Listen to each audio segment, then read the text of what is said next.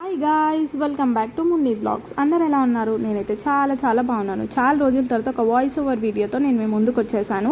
ఈరోజు అయితే నేను ఎగ్ ఫ్రై రెసిపీ చేయబోతున్నాను. నాకు తెలిసి మీ అందరికీ నచ్చుతుందేమో ఇది. సో ఫస్ట్ అయితే చిన్నగా ఆనియన్స్ కట్ చేసుకొని పెట్టుకున్నాను నేను. దాని తర్వాత ఒక ప్యాన్లో ఆయిల్ వేసినాను. ఆయిల్ హీట్ అయిన తర్వాత మనం ఆనియన్స్ వేసుకోవాలి. ఆనియన్స్ వేసుకొని ఒక 5 minutes కలిపి మంచిగా పక్కన పెట్టేసుకోవాలి. దాని తర్వాత కొంచెం సాల్ట్ ఇంకా పసుపు వేయాలి. పసుపు వేసిన తర్వాత మళ్ళీ ఒక 2 minutes అట్లనే వదిలేసేయాలి. దాని తర్వాత మనం అల్లం వెల్లుల్లి పేస్ట్ వేసుకోవాలి.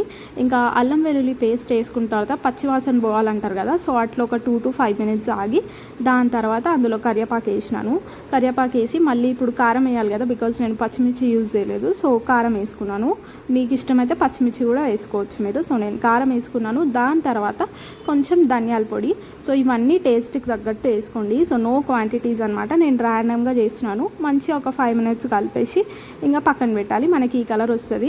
ఇంక ఇందులోనే కొత్తిమీర వేసుకోవాలి. ఏంటి ఎగ్ ఫ్రై అంటుంది కానీ అన్నీ వేస్తుంది, ఇంకా ఎగ్స్ వేయట్లేదని మీరు ఆశ్చర్యపోతున్నారు కదా. సో నేను ఇక్కడ ఆల్రెడీ ఎగ్స్ కొట్టేసి పక్కన పెట్టేసినాను. ఇట్లా అన్నీ మిక్సింగ్ చేసుకొని, నాకు అట్లా ఒక్కొక్కటి వేయడం రాదు, అందుకని చెప్పి ఒక గిన్నెలో వేసుకున్నాను అన్నీ. దాని తర్వాత మనం ఈ ఎగ్ మొత్తం అందులో వేసేయాలి. వేసి ఒక 5 minutes దాన్ని అస్సలు కదిలియకుండా మనం మూత పెట్టేసుకోవాలన్నమాట. సో ఆ తర్వాత 5 minutes తర్వాత మళ్ళీ తీసి చూస్తే ఇట్లా అవుతుంది. ఇట్లా అయిన తర్వాత మనం ఏం చేయాలంటే కొంచెం ఎక్కడైతే ఇట్లా మీద ఎగ్ ఏదైతే ఉంది కదా, సో అది మిక్స్ చేయాలి. మరీ అంత కాకుండా చిన్నగా మిక్స్ చేయాలి ఇట్లా. దాని తర్వాత దాని ఫైనల్గా ఇట్లా ఉంటుంది అనమాట. సో టేస్ట్ అయితే చాలా బాగుండే. నేను కూడా ఫస్ట్ టైం ట్రై చేసిన, నాకైతే చాలా నచ్చింది.